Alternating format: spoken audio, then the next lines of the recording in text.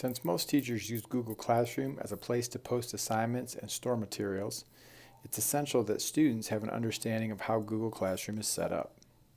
The purpose of this video is to go over some of the basic features and provide some tips on using Google Classroom to help you maximize efficiency. Let's start by looking at joining a class with a code. Some teachers choose to invite students to join their Google Classroom, and in this case, you will see the class appear under your list of classes like I have on the screen. All you would have to do is tap Join and you'd be enrolled in the class. However, most teachers choose to list a class code for students to use. In that case, you would just tap the plus button in the lower right-hand corner, tap Join Class, and in the box that appears, enter the class code that's been shared with you by your teacher. After you do that, in the upper right, you will tap Join. After following these steps, you will be enrolled in the class. Next, let's take a look at ordering your classes. When you start to join a number of classes, they are often out of order from your daily schedule. If you're using the iOS Google Classroom app, as shown on my screen, you cannot rearrange the order in which your classes show up.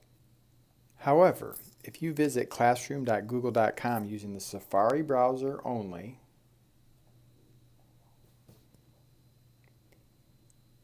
you will see the same view of Google Classroom that you would get in the browser on a computer. This will not work in Chrome. Chrome will always default you back to the Google Classroom app. But in this case, you get the same options as you would have on the computer, and all you'll need to do is drag and drop your classes in the order that you want them, and you can put those right in the order of your class schedule during the school day.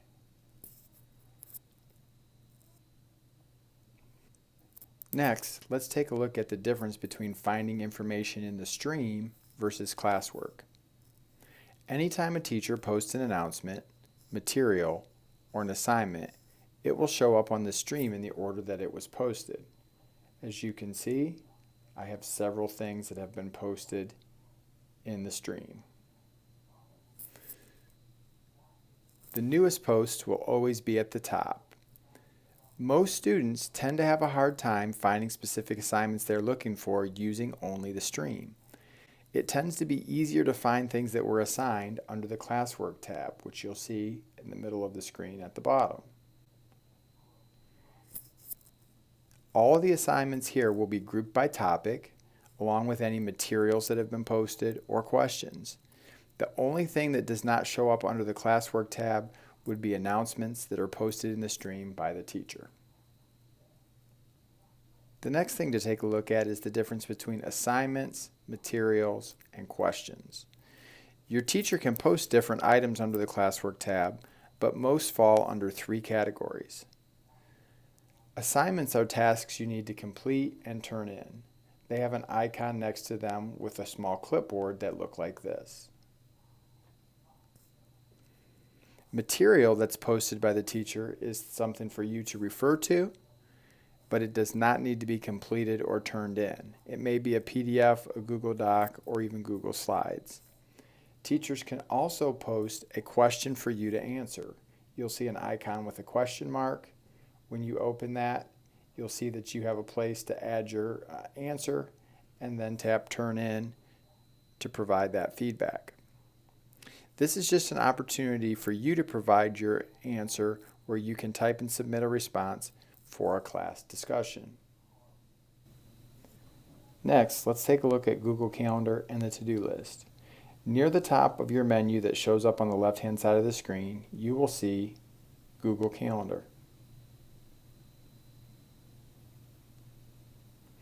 Tap here and the Google Calendar will open in Safari. You will be able to toggle between the day view and the week view.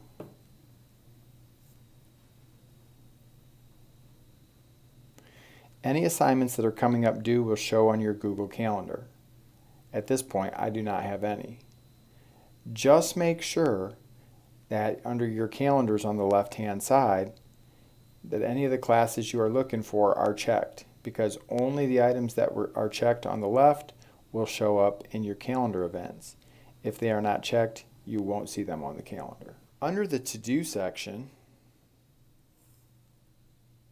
you'll see a variety of assignments.